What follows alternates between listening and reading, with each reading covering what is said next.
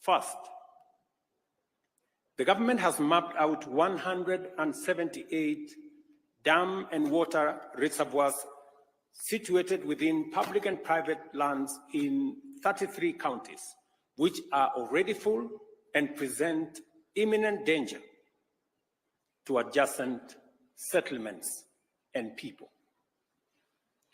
Second, areas prone to landslides and mudslides in various counties have been identified as high-risk areas from which the adjacent settlements have to be evacuated. Third, relocation notices have been issued to all persons living in unplanned settlements within riparian reserves along rivers, streams, and other water courses. Acknowledging the gravity of this unfolding situation, the Cabinet has met 3 times over the last 10 days to provide leadership on a whole-of-government response to this crisis. To support disaster response and mitigation efforts across the country, the Treasury has been directed to provide adequate resources and work with other development partners to provide for the purchase and supply of food, medical, and other non-food items. County security committees are directed to determine on a case-by-case basis the radius that shall constitute the scope of the area subject to evacuation and mandatory relocation that has already been pronounced. The county security committees are further directed to continuously monitor other dams and water reservoirs across the country that may not be presenting a risk now, but could do so in the event of further precipitation. The Kenya Defence Forces and the National Police are directed to deploy resources, personnel, and equipment for carrying out coordinated public safety and risk mitigation operations in as many parts of the country as they have installations. Security agencies are further directed to enlist the support of the National Youth Service and work with the National Government Administration officers to respond to this emergency, including ensuring timely, orderly, and human evacuation of all persons at risk. Cabinet secretaries will spearhead disaster response and mitigation efforts across the country, and to this end, ministries, departments, and agencies are directed to work closely with the National Disaster Operations Center and security agencies to ensure the whole-of-government approach to the management of the prevailing crisis. The government, working with stakeholders, has put in place adequate measures to provide temporary shelter, as well as food and non-food essential supplies. The ministry responsible for special programs is directed to work with development partners and relevant humanitarian organizations to mobilize adequate food and non-food supplies to support all affected persons in every part of the country. The Ministry of Agriculture and Livestock Development, through the National Cereals and Produce Board, is directed to make available food supplies in government stores to support this effort. The Ministry of Health is directed to work with development partners, including the World Health Organization, AMREF, Red Cross, UNHCR, World Food Programme, and other relevant humanitarian agencies to mobilize resources and logistical support to avail essential drugs, food, and other medical supplies to those affected. The Ministry of Interior is directed to coordinate the relocation and evacuation of the affected members of the public, identification of sites for temporary shelter for displaced persons, and supervise the overall support program. The Ministry of Education is directed to postpone the dates of reopening of all schools in the country for the second term until further notice. Members of Parliament are requested to reorganize the CDF allocations to prioritize reconstruction of school infrastructure that has been damaged as a result of the floods ravaging the country. As the national government plays its role in dealing with the current situation, I request and urge county governments, development partners, and private sector to join in these efforts and provide support as, where, and when they can. In Nairobi, settlements in riparian reserves have complicated the response efforts and compounded and aggravated the risk to human life, safety, and property destruction. The Ministry of Interior is hereby directed to enforce the relocation notices issued earlier upon their expiry at 6:30 p.m. today. We appreciate and thank members of the public who are already cooperating with government on the evacuation and relocation effort that is underway. I want to mention specifically citizens in different parts. I saw, for example, in Dandora, citizens themselves volunteering, removing their structures, carrying their wares, carrying their furniture, and looking for places to store them. It is an encouraging development that citizens are part of the solution and they are participating in the evacuation and relocation efforts. Further, the government appreciates the goodwill demonstrated by thousands of individuals and institutions, volunteers, and others who have made tremendous input into alleviating the suffering and pain by those affected by the prevailing crisis.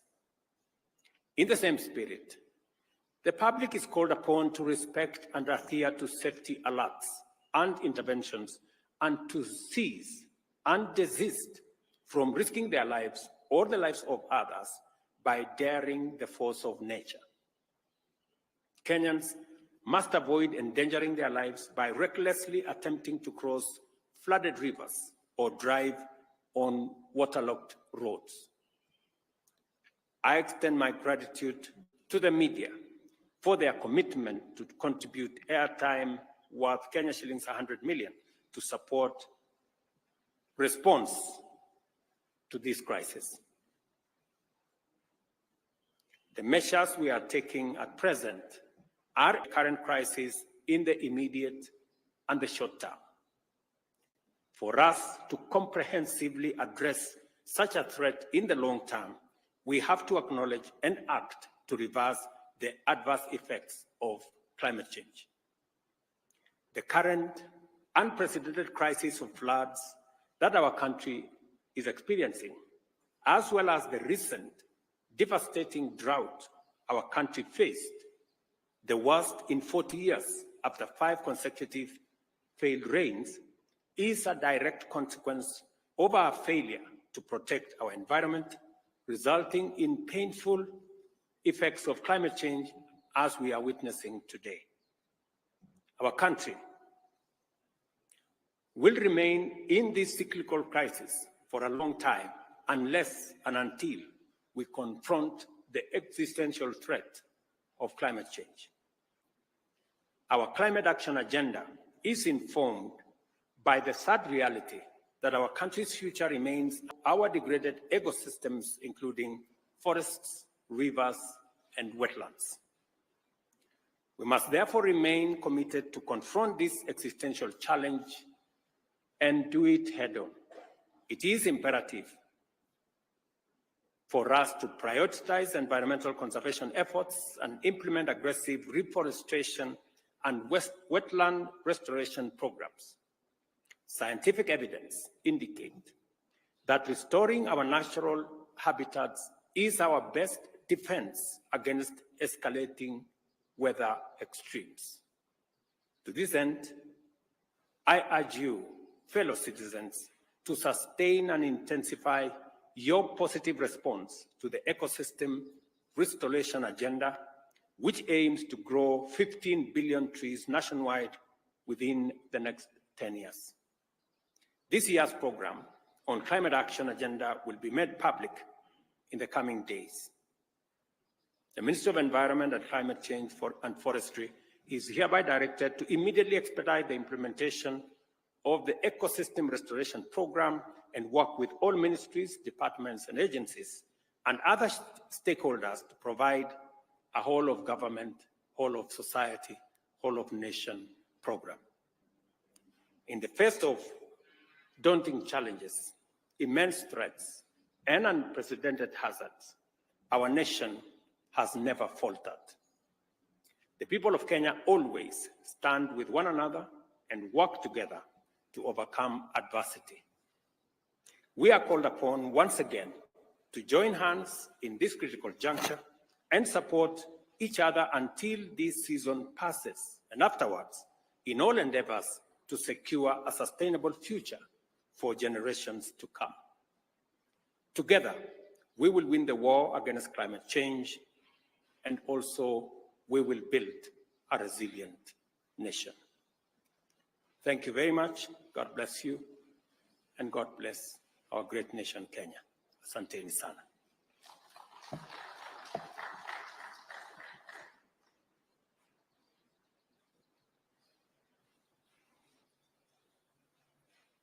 Thank you very much. Your Excellency, my name is Mwangi Maina from Inoro TV. You have said that the Treasury has been directed to provide enough funds. I would like you probably to mention how much money has the government set aside to respond to this crisis. Again, you have asked the county governments to work in collaboration with the Ministry of Interior. We have seen some counties have already started setting aside money to respond to this crisis. So how will the national government and the county government work hand in hand to ensure that there is a seamless response? Thank you. We have three things in quick succession.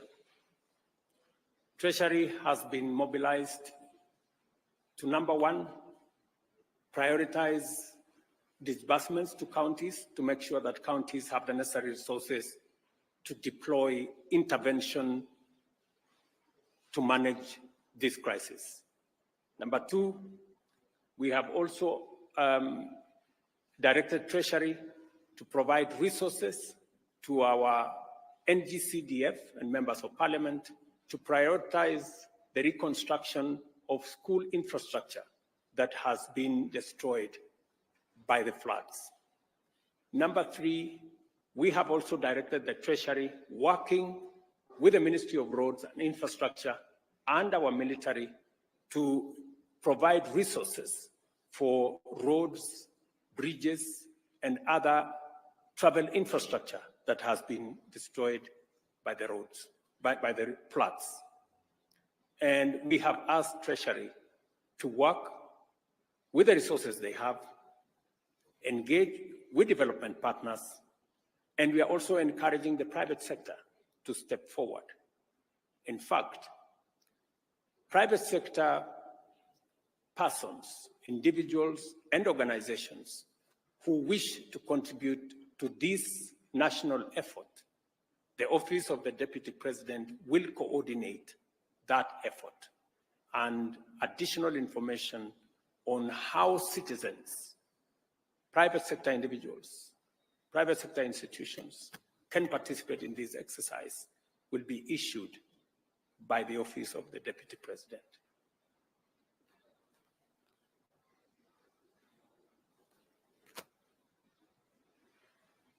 Mr. President, my name is Paul Kirobi from TV47. I have a question pertaining the doctor's strike. How will the government ensure that Kenyans continue to get healthcare services? And another question, what is the status of the dams that were earmarked for the construction by the government? Thank you. I think let's keep to the subject of this press conference. Other matters will be handled differently. Thank you very much. Your Excellency, my name is Safina Cheng from Citizen TV. I have a question. Most of the Kenyans are not sure where to go when they are receiving this warning that they should move to higher grounds. Probably just explain to us what exactly the government has done to provide order and organize them to know where to go when they're told to move to higher grounds?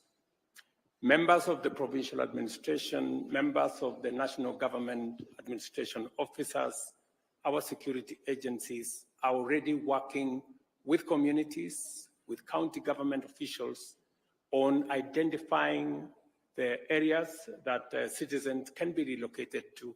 There is a whole of government process underway in different parts, especially in the fragile areas that we believe are dangerous and we need to evacuate citizens. So there is already a comprehensive plan run by the Ministry of Interior, working with county governments, working with communities on the ground.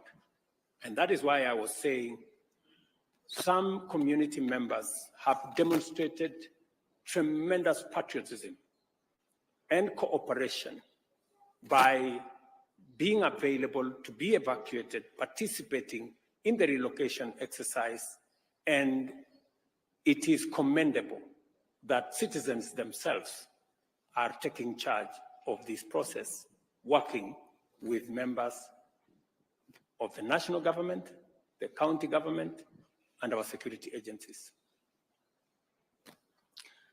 Naitwa Sarafi Nairobi kutoka KBC.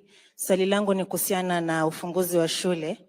Itakuwaje kwa zile shule ambazo wanafunzi walikuwa washarejea shuleni, na vile vile kwenye Wizara ya Elimu tunatarajia kuweza kuona kusoma kupitia mfumo wa kidijitali? Wizara ya Elimu tayari kuna maagizo na maelezo ya vile mambo ya shule itaendelea kutoka hapa. Tumesema mashule yale yalikuwa yanatarajiwa kufunguliwa Jumatatu, sasa hayatafunguliwa mpaka pale mwongozo mpya utakapotolewa, na wizara inaelewa vile itashirikiana na walimu na viongozi wa mashule kuendeleza sekta hiyo ya elimu kama janga hili litaendelea baada ya wiki ijayo. Serikali itatoa mwongozo zaidi baada ya wiki ijayo. Thank you very much. God bless you. See you next time.